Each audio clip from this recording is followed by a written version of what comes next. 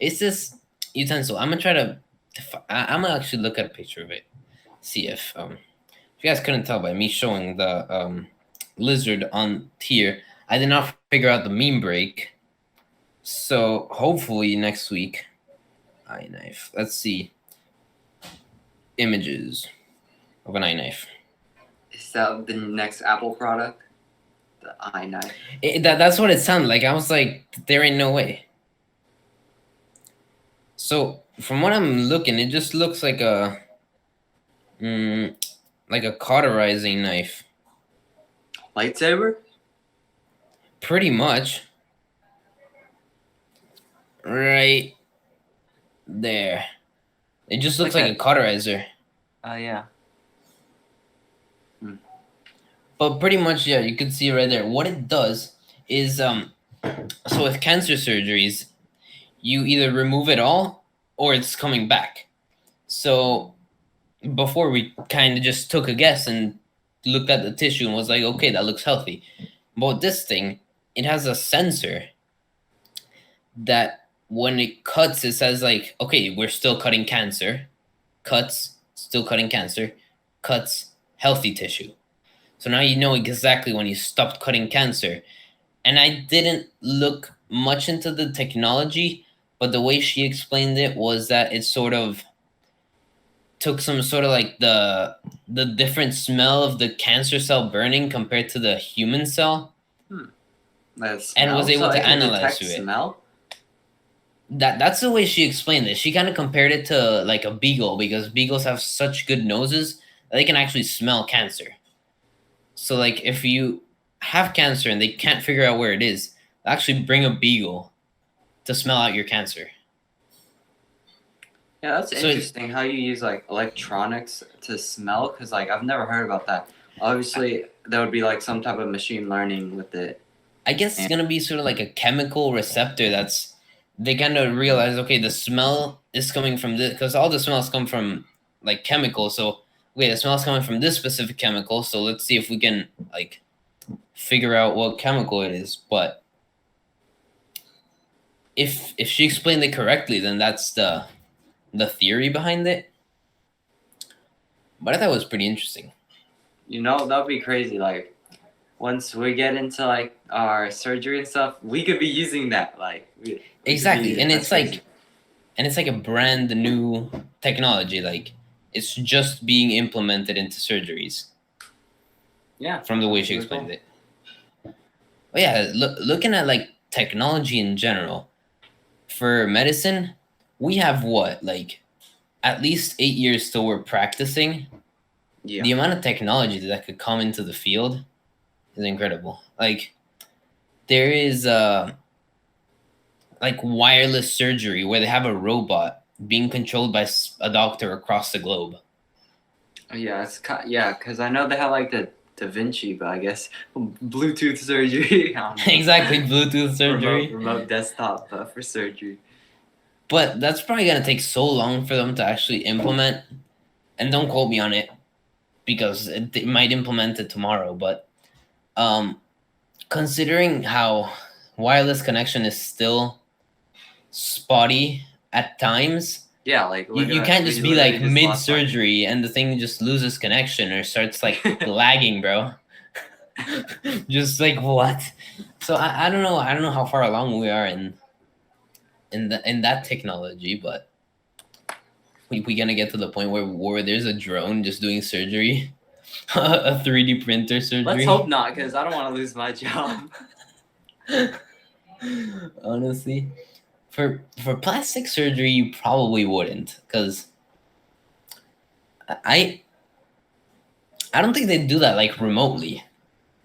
Because plastic surgery, no surgery does remotely. Because plastic surgery is almost, I'd say, I don't know what the percentage is, but a lot of it is voluntary.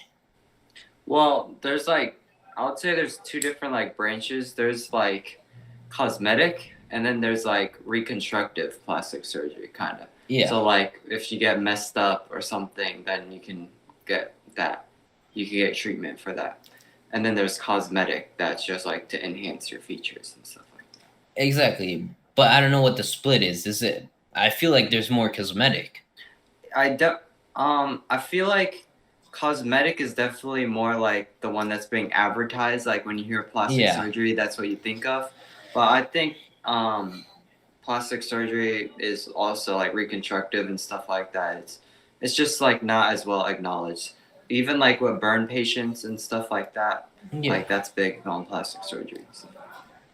And going back to cancer, family member had skin cancer like here, and I'm pretty sure they had to take out a big chunk, and then I think they had a plastic surgeon come and reconstruct the part of the face, and you can't even tell at this point. Yeah. Yeah, it's crazy. Like you could take like skin grafts from like your thigh and stuff like that. They just cut out like a square and then like they put it through this machine and it like flans out and puts holes in that way you can like use it as a graft. It's cool. Yeah, talking about plastic surgery, mostly cosmetic. So in dogs, there is some cosmetics that you can do. So, and there's a lot of controversy, but with pit bulls, you know how they have like very short ears some of the time? Yeah. That's cropped. So they actually cut them. And with what is it, like Great Danes is very common. They have these like things put in their ears that are like some sort of hard material to keep them up. And then they put a cast around it as it heals. So because usually they have like the floppy ears and then they have them stuck up. So that's purely cosmetic, or like purely cosmetic. People say, I've heard like BS arguments that they're like, oh, they get so many ear infections, so cutting the ears prevents the ear infections, which is not true. There's no research linked to it lessening the ear infection. And with pointing up the ears, purely cosmetic, there's nothing that could possibly say it. And then the other one is cutting the tail. A lot of pit bulls have like the little stump. Yeah, what's up with that? I never knew what was up with that stuff. It's just okay. So it can be medical. 99% of the time it's cosmetic. They just go and cut the tail. Just for the looks? Yep. Why would you want a short, stubby tail? I don't know. I prefer exactly. I prefer the like long tail, and they can actually like express their emotions. But no, like my dog, my Labrador, when she was young, like she got her tail caught on the door, and like little piece of skin like got cut, and she was so happy, and she started wagging, and there was blood everywhere. Like it looked like a murder scene. I think I saw like a. Oh yeah, go ahead. Sorry. We took it to the vet, and like when it healed, it didn't heal properly, so I had to cut it. Her tail is still fine. Like they didn't cut a massive part of it, but that's like the medical aspect. And I know they can get to the point where they have to cut a lot of it, and it does look like that little stubby tail. But yeah, mostly it's cosmetic and a lot of controversy because you take the oath to like not hurt any animals, and you're not benefiting the animal by doing that, and it's not like the animal agrees to the surgery. Yeah. You're like putting it through pain. Yeah. So like me personally, I disagree with it. But yeah, there's a lot of controversy in the industry as to whether we should do that. Yeah, I never thought about that. No. Yeah. That's cool. Got it. Yeah. So what else? What's next in the list of the podcast? I know what I'm excited for to talk about. Are you excited for the Lamborghini? The Lamborghini. Let's see if I can pull up the clip. Lamborghini. So Lamborghini announced a new car.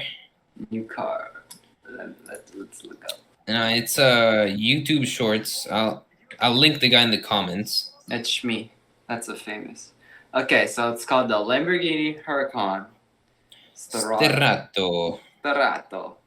So it's a 630 horsepower rally car. So the 630 horsepower, that's pretty normal for a Huracan. That's what you expect to get. But what makes this thing so freaking cool is Lamborghini decided to make it off-road. So they slapped on a wide body kit. They slapped on some front fog lights. And let me just show you like a picture real quick. Oh, yeah, there you go. There you go. There you go. That's the one. It got the lights in the front. And look at that hood scoop. That like at the top. And then in the back, yeah, you can see the hood scoop a little better right there.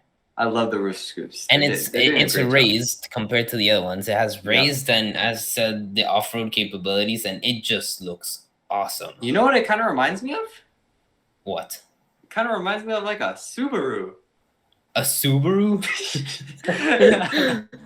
Interior, Lambo interior. Yeah, so the interior looks pretty standard. It looks like an Evo interior. So Lamborghini, they really haven't done much with their designs. It's the same engines for mainly all their cars.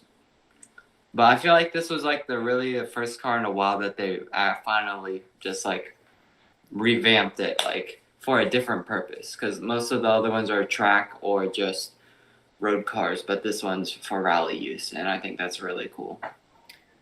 I think that's gonna be awesome once. I think we need to see a twin turbo. 100%. A twin turbo, and I want to see it in action.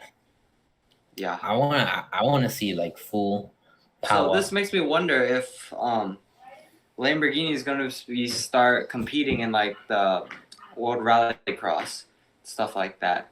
Because who knows? Now that they got a rally car, maybe they can get a rally team. And if they get a rally team, that would be really cool.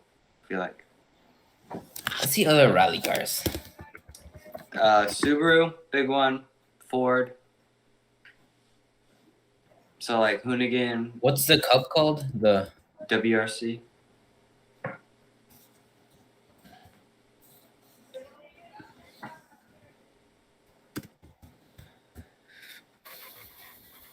Let's see. Toyota Gazoo. What? That's what I said. Toyota Gazoo. Okay, so it's an interesting look. The rally cars. Yeah. They like wider body. Raised. Big wings. For a downforce. Definitely raised. The Toyota rally car almost looks like a modified. Oh, they all are. So like they're like you could get the Corolla GR.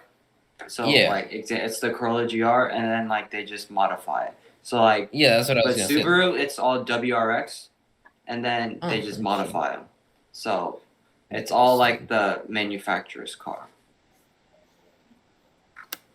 Yeah, or like Ford, like they use like Ford Fiesta or Ford Focus, and then they just like mod those. And I think rally racing is like the most extreme type of racing because you're literally on a narrow track in the middle of a forest, or you'll be driving on a cliff, drifting, going 100 miles per hour, like that's on streets that are almost as narrow as the car, and you have to be. And you even have like a co-driver that's reading you the directions. So like left minus, L2 sharp, right over crest, stuff like that. So when it's a race, is it like timed or is everybody going at the same time trying to pass each other? Okay, so there's different types. So like the main type is mainly just timed. So one at a time and then they time each other. But they also have like races like on a track. It's like on like a circuit type track. Where like they'll do like 4 at a time, but I think the timed ones are a lot more interesting. Interesting. Yep. And they have a co-pilot too, so they have to take on that. I know for race cars, it's a lot about weight. Like they usually don't have even like the seat for a second passenger. Mm-hmm. So, is that also like a big factor in rally cars? The weight aspect of the car.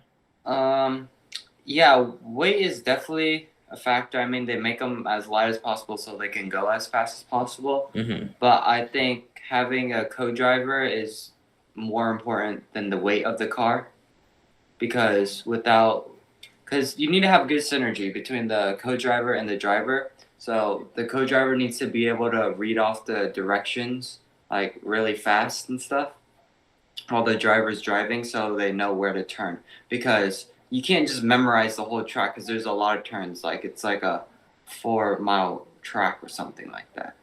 and you're in the forest and you're going so fast, it's really hard to memorize that. So that's why you have the co-driver reading you the directions. Yeah. Interesting. Pretty nice. Pretty nice.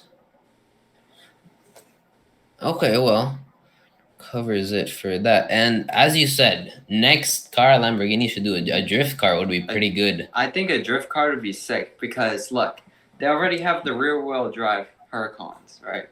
And I think if they added a drift mode or something, because I know BMW, they even have like a drift mode type thing, and it measures like the drift, like your longest drift and stuff like that. So I think Lamborghini could definitely do that, and I'll give them some plus points on that. Well, next. So actually, Apple released, well, not Apple, but for the new Apple Watch,